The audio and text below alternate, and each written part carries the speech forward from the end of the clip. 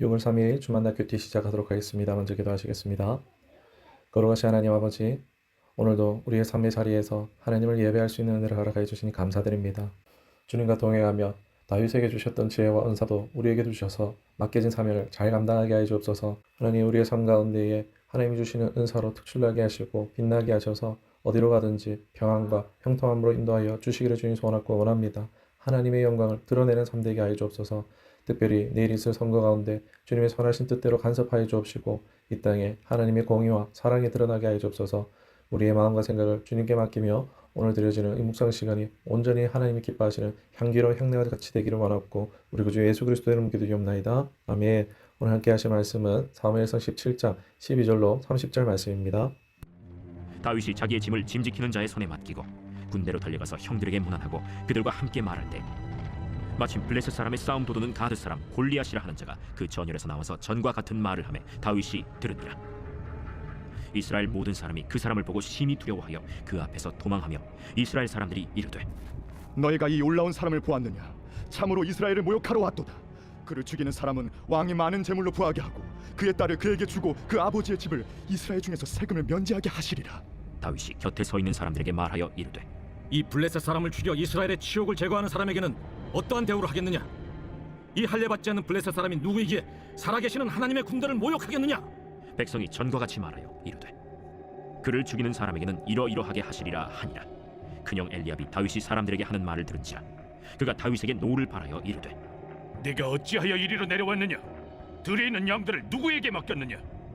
나는 내 교만과 내 마음의 완악함을 아노니 네가 전쟁을 구경하러 왔도다. 내가 무엇을 하였나이까? 어찌 이유가 없으리까? 하고 돌아서서 다른 사람을 향하여 전과 같이 말하며 백성이 전과 같이 대답하니라. 아멘. 오늘 말씀 제목은 하나님만 바라봐야 합니다 라는 제목으로 말씀 나누도록 하겠습니다. 오늘 본문에는 이스라엘 백성들이 엘라 골짜기에서 블레셋 군대와 대치하고 있는 장면이 나옵니다. 블레셋의 거구장수 골리앗은 무려 40일 동안 아침 저녁으로 나와 이스라엘과 하나님을 모욕하며 싸움을 걸어오고 있죠. 그는 키가 남보다 월등히 커서 거인과 같아 보입니다. 사울 왕조차도 두려워서 숨어있는 참담한 상황입니다. 온 이스라엘 군대 역시 이 앞에서 아무 말도 못하고 침묵하고 있는 상황이었습니다. 이러한 절망적인 전쟁터의 긴장감 속에 본문은 분위기를 급반전시키며 유다 베들레헴의 평온한 들녘에 있는 한 소년을 소개합니다. 바로 이새의 막내 아들 다윗입니다. 이새의 장성한 세 아들인 엘리압, 아비나답, 삼마는 사울을 따라 전쟁터에 나가 있었지만 나이가 어려서 군대 갈 수 없었던 다윗은 아버지의 양을 치고 있었습니다. 그러다 어느 날 아버지는 이세 형들의 안부를 묻고 증표를 받아오라며 다윗에게 볶음국수과 떡 그리고 천무장에 줄 치즈를 들려 전장으로 심부름을 보냅니다. 다윗은 아침 일찍 일어나 책임감 있게 자신들의 양을 맡기고 전장으로 달려갑니다. 그리고 바로 그곳에서 이스라엘을 조롱하는 골리앗의 망언을 듣게 됩니다. 흥미로운 점은 똑같은 골리앗을 보고 똑같은 모욕적인 말을 들었음에도 사울을 비롯한 이스라엘 군대와 소년 다윗의 반응은 완전히 달랐다는 사실입니다. 오늘 우리는 다윗이 보여준 믿음의 반응을 통해 세상의 거대한 권리 앞에선 성도가 어떤 신앙의 태도를 가져야 하는지 세 가지로 이야기를 나눠보고자 합니다. 첫 번째로 세상이 아닌 하나님을 바라봐야 한다는 것입니다. 전쟁터에 도착한 다윗은 이스라엘 군대의 모습을 보고 큰 충격을 받습니다. 이스라엘 모든 사람이 골리앗을 보고 심히 두려워하고 도망치고 있었기 때문입니다. 이 내용을 히브리어 원어로 보면 아주 흥미로운 언어 유희가 숨어 있습니다.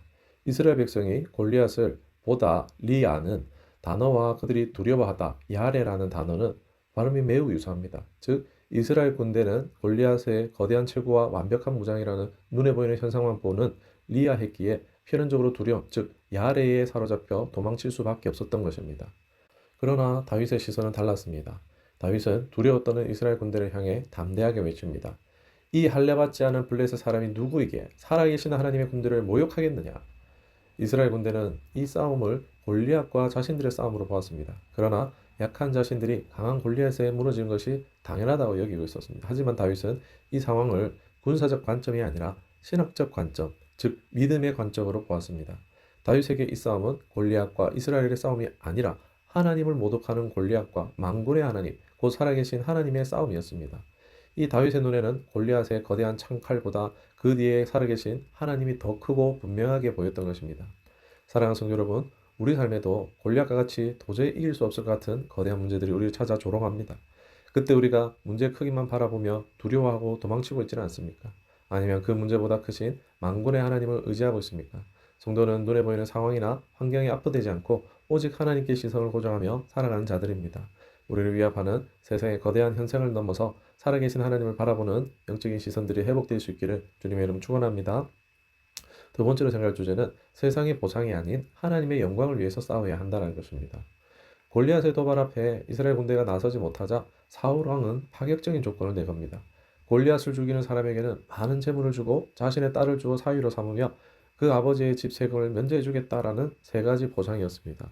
이스라엘의 독립과 자유를 위협하는 위기 속에서 왕은 부와 명예와 자유라는 세상적인 상을 제안한 것입니다.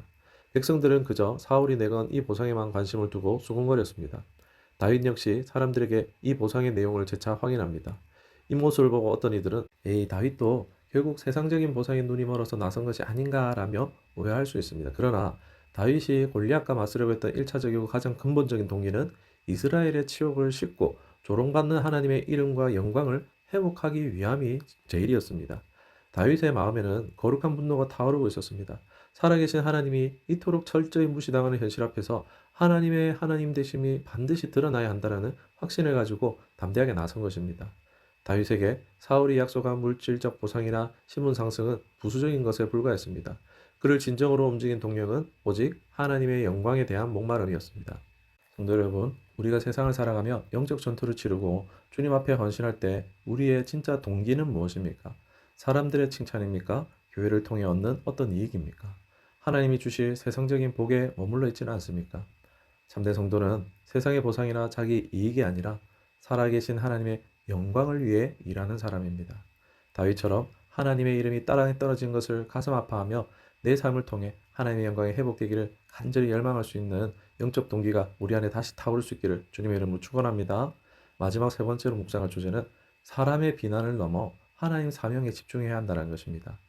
다윗이 군인들 사이에서 이스라엘의 치욕과 하나님의 영광을 이야기하고 있을 때 뜻밖의 큰 장애물을 만납니다. 바로 다윗의 큰형 엘리압의 거센 비난이었습니다. 엘리압은 다윗을 향해 불같이 화를 내며 이렇게 말합니다. 내가 어찌 이리로 내려왔느냐? 들에 있는 양들은 누구에게 맡겨왔느냐? 나는 내 교만과 내 마음의 완악함을 아노니 내가 전쟁을 구경하러 왔도다 라고요. 사실 엘리압의 이 분노는 다윗을 향한 것이라기보다도 거대한 골리앗 앞에서 아무것도 하지 못하는 자신들의 무기력함과 두려움에서 비롯된 화풀이라 할 수 있죠. 형 엘리압은 다윗의 거룩한 온도를 사울이 내건 상급에 대한 이기적인 욕심으로 왜곡했고 피 흘리는 전쟁을 구경하려는 악한 심보로 매도했습니다. 그는 다윗을 그저 형편없는 모질이 철부지 동생으로만 보았을 뿐 다윗이 이미 사무엘을 통해 기름 부음을 받았고 하나님의 영에 감동된 사람이라는 사실을 전혀 보지 못했습니다.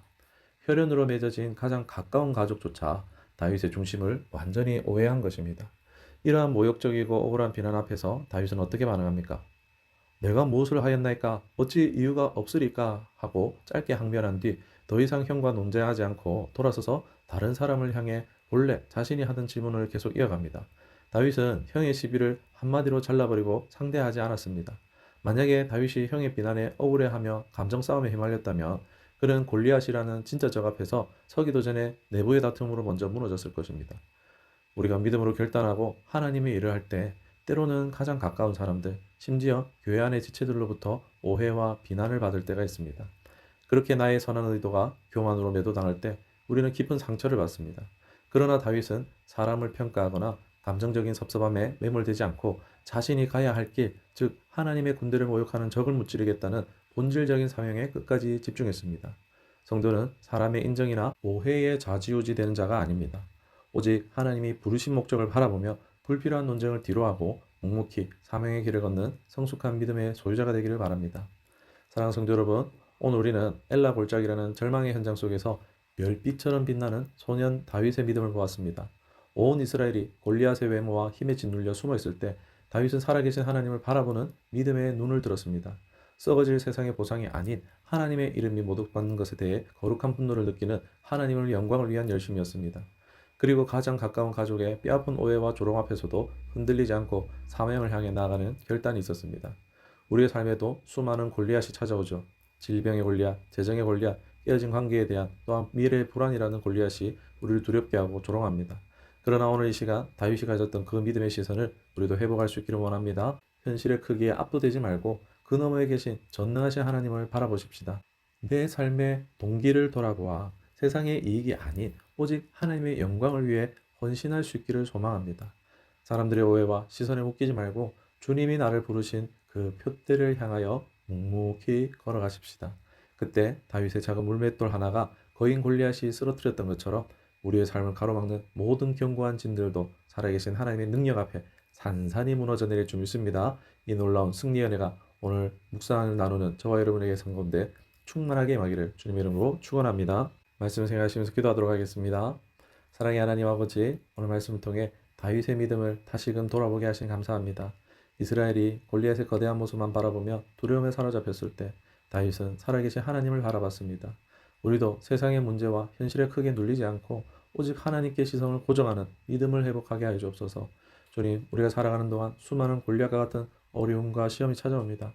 그때마다 세상의 보상이나 사람의 인정이 아니라 하나님의 영광을 위해 담대히 나아가게 하시고 사람들의 오해와 비난에 흔들리지 않고 주님이 주신 사명에 집중하게 하여 주옵소서. 다윗의 작은 물맷돌 하나로 거대한 골리앗이 무너졌듯 우리의 삶을 가로막는 모든 두려움과 문제들이 하나님 능력 앞에서 무너지게 하시고 주님의 승리의 은혜가 우리 가운데 충만하게 임하게 하옵소서. 감사드리며 예수님의 이름으로 기도드리옵나이다. 아멘.